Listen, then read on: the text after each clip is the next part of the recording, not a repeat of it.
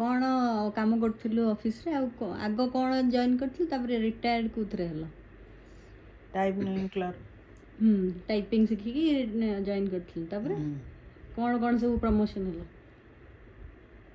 तब senior assistant हेली तापर सेक्शन अफिसर हेली रिटायर्ड कली आ सेक्शन ऑफिसर सब थिला सेल टैक्स ऑफिस रे ने सेल टैक्स टी हां the office of the commissioner हां बौर ऑफिस है कोठी से बज्रगढ़ नहीं नहीं आ एची किला मैदान पाखे ऑफिस थिला हां केमते जाउतले डेली रिक्शा नहीं?